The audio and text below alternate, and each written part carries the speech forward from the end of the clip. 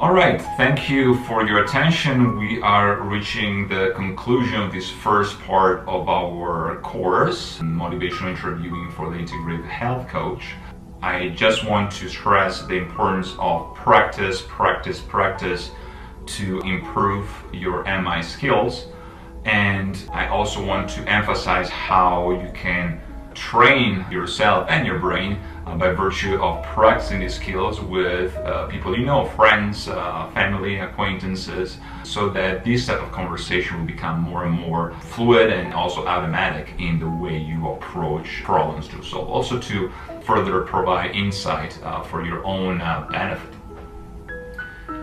Let's just review what we discussed so far in this course. So we will re-examine the basics, starting from the history of motivation interviewing, OARS, so basic acronym in MI. We will briefly review goal setting theory, SMART goals, some comparative analysis between motivation interviewing, centered counseling, and in this context also differences in application of clinical psychology, neuroscience, other acronyms such as the Acad or C, the RULE acronym, and then finally to sum up what kind of application we have in the context of practice. Again, to review, motivation interviewing is a counseling approach developed in part by clinical psychologists Miller and Rolnick.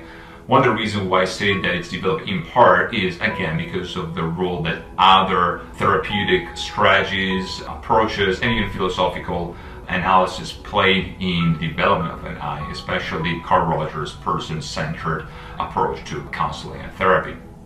We talked about motivation and we talked about commitment as main areas to focus on in our theoretical understanding of motivation interviewing and to allow change to occur in our clients or patients. Again, to go back to Carl Rogers, a lot can be said about this approach. For now, I want you to remember self-image and ideal self. Again, to quote Roger, the closer our self-image and ideal self are to each other, the more consistent or congruent we are and the higher sense of self-worth.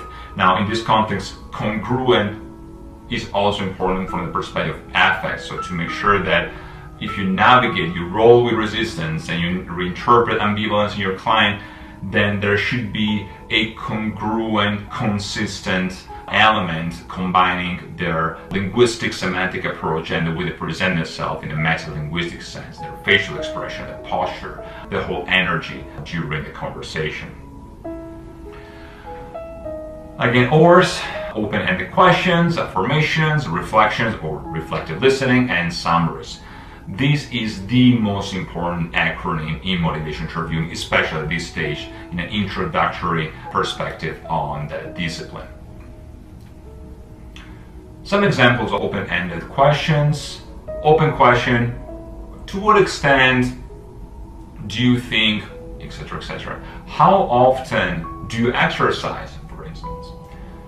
Why? Tell me about, help me understand. Those things are still open in a sense of they can be answered in a mini essay way, but they might be perceived as a little more directed by the client. Tell me about it, especially. Help me understand is very useful because it helps navigate the perception that the therapist or the coach might have during that conversation. Close questions in the example provided: did you exercise? Will you change your diet? Can you exercise 3 times a week? Those are things that can be useful, but again, they go beyond and in some cases against motivation interviewing as a technique. Some examples: you handled yourself really well in this situation. That's a good suggestion. I've enjoyed talking with you today.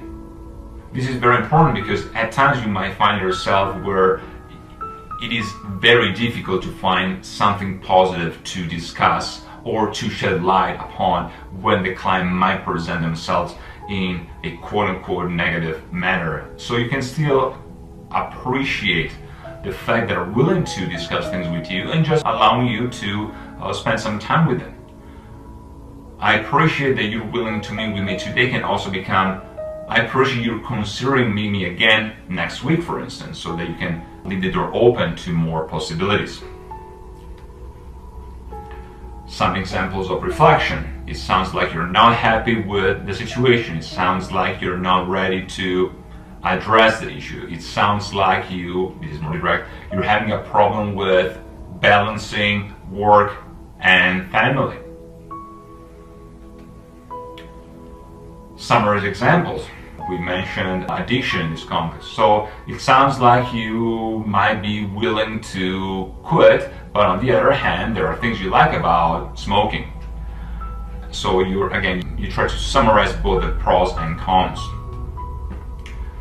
The Transtheoretical model by Prof and Clemente. Again, pre-contemplation, contemplation, preparation, action, and maintenance, followed or preceded by relapse.